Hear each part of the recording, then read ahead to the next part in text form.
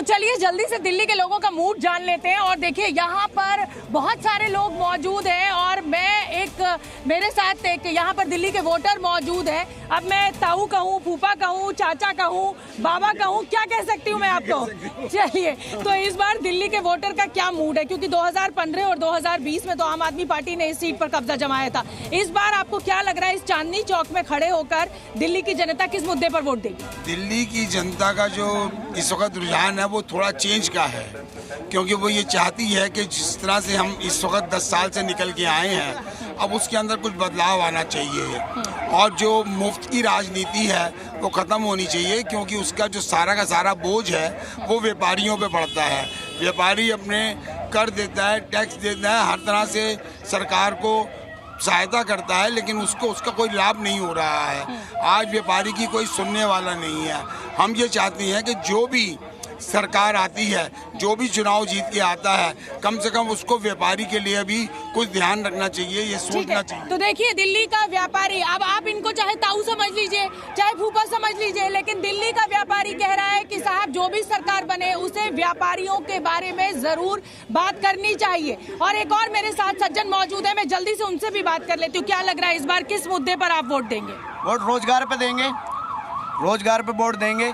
ये मुफ्त की रेवड़ी, मुफ्त के काम पे नहीं देंगे। आपके बीजेपी आएगी खुल्लम खुल्ला, बीजेपी आएगी खुल्लम खुल्ला, ये आप कह रहे हैं? बीजेपी आएगी।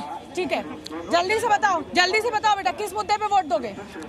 रोजगार हो और पढ़ाई, शिक्षा हो, स्वास्थ्य हो, कार्य। तो कांग्रेस तो कह रही है कि 8,500 रुपए युवाओं को देगी, अप्रेंटिसशिप देगी, तो क्या आप उस पर आपको लग रहा है कि वो एक बड़ा चेंजिंग गेम हो सकता है कांग्रेस के लिए? मैम, कांग्रेस का शुरू से ही मुद्दा रहा है कि लोगों को भटकाना, और भाजपा ने युवाओं के लिए भी, बुजुर्गों के लिए भी, सबके लिए अच्छा काम किया है। तो मुझे ऐसा लग रहा है कि यहाँ पर सारे भाजपा के कार्यकर्ता इकट्ठे हो गए हैं और सिर्फ भाजपा की बात हो रही है। एक और युवा मेरे साथ मौजूद है, दिल्ली का छोरा मेरे साथ मौजूद है।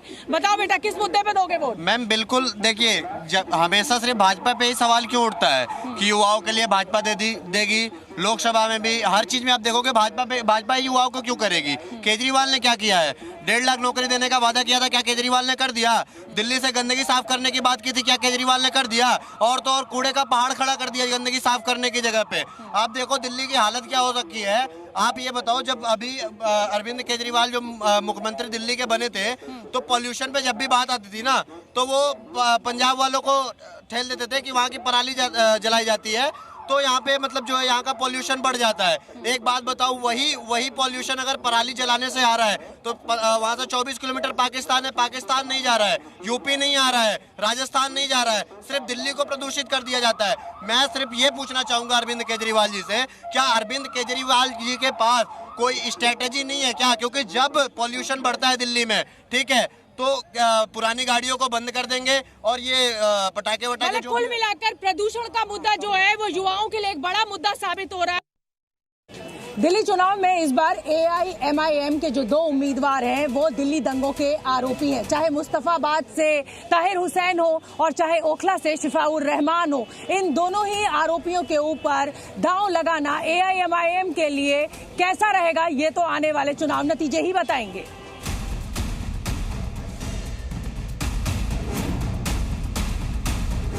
दिल्ली की मुस्तफाबाद विधानसभा सीट से AIMIM ने ताहिर हुसैन पर दांव चला है। वही ताहिर हुसैन जिन्हें आम आदमी पार्टी ने 2020 में अपनी पार्टी से निकाल दिया, क्योंकि ताहिर हुसैन दिल्ली के दंगे में बुरी तरह से घिर चुके थे। ताहिर हुसैन को आज ही पैरोल मिली, लेकिन शर्त ये कि ताहिर हुसैन का नामांकन सिर्फ अपने 10 ऑब्जर्वर और परिवार के साथ हो, ना कोई भाषण और ना कोई बयानबाजी। हालांकि ताहिर हुसैन ने दावा किया है कि इस चुनाव में जनता लड़ रही है। मुस्तफाबाद बोलेगा इंसाफ जीतेगा, मुस्तफाबाद बोलेगा इंसाफ जीतेगा, बिल्कुल जनता जीतेगी, जनता लड़ाई। भैया मानते क्यों नहीं आप? ठीक यही स्थिति ओखला सीट से AIMIM के प्रत्याशी शिफाउर रहमान की भी है। दिल्ली दंगों के आरोपी शिफाउर रहमान को सीधे नामांकन दाखिल करने के निर्देश हैं। ना लैंडलाइन का इस्तेमाल और ना इंटरनेट से कनेक्ट होना है, किसी से बात भी नहीं करनी है। जितना आपका राइट है उतना तो हमारा भी MIM का राइट है ना चुनाव लड़ने का। आज जब समीकरण बदलने लगे हैं, जब लोगों ने देखा कि शफाउर रहमान तो इन दोनों से, कांग्रेस और आम आदमी पार्टी से ऊपर चलने लगे, मुस्तफाबाद में भी वही है, तो उनको लगने लगा कि नहीं, ये तो फिर मुख्य मुकाबला हो गया। ये दिल्ली के अंदर, पूरे देश के अंदर एक मैसेज गया है कि जो कहते थे कि एमआईएम तो बस वोट काटने, अब वोट कटवा की बात कोई नहीं कहेगा, ये खुद वोट कटवा बनने आ गए। अब तो इनकी स्थिति बन गई ना। दिलचस्प बात यह है कि ओखला और मुस्तफाबाद दोनों ही सीटों पर मुस्लिम वोट काफी हैं, और अगर मुसलमानों का वोट एआईएमआईएम को मिलता है तो इसका सीधा फायदा बीजेपी को होगा, किसी और को नहीं। यानी एआईएमआईएम विरोधियों को ओवैसी पर हमले का एक और मौका मिल गया है। देखने वाली बात यह होगी कि इन दोनों सीटों पर जीत किसकी होती है। ब्यूरो रिपोर्ट, जी मीडिया।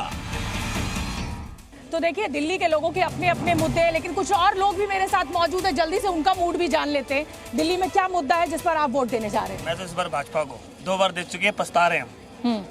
क्यों? कुछ करा ही नहीं केजरीवाल ने। जो भी होगा काम बहनों के 2100 रुपए। अरे भाई और जीजा मर गए उसके, हमारे 5100 हमें भी दे देता। 2100 उसको बहनों से प्यार है, बस फ्री उसके लिए। हमारे बीजेपी ने क्या करा? मैं तो दे नहीं रहा भाई, भाजपा को दे। चलिए ठीक है, एक और युवा मेरे साथ मौजूद है, बताइए। मैं भी जो कह रहे हैं लेडीज को दे रहे हैं, तो ये स्कीम तो शुरुआत तो मामा ने करी थी, एमपी के मामा ने तो शुरुआत करी थी लाडली बहना योजना। फिर महाराष्ट्र में भी लागू हुई, हरियाणा में बीजेपी ने सेम वादा करा था।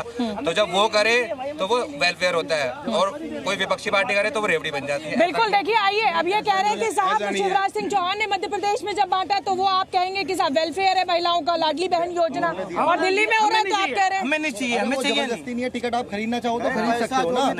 अच्छा ठीक है। मुझे रिवेन्यू क्रिएटर हम हैं, हम बिजनेसमैन हैं, दिन भर मेहनत करते हैं, हम गवर्नमेंट को टैक्स देते हैं। रिवेन्यू के इसलिए देते हैं कि फ्री की रेवड़ियां बांटे आप। अगर हमारे द्वारा मेहनत की, अगर पैसे को यूटिलाइज करें सड़कों पे। पर वो तो कहते हैं ना कि हम प्रॉफिट मेकिंग बजट है, हम किसी का नुकसान नहीं कर रहे हैं। एक कहावत है, झूठ सलीके से बोलोगे तो सच्चे कहलाओगे, और सच बोलोगे तो सूली पे चढ़ जाओगे।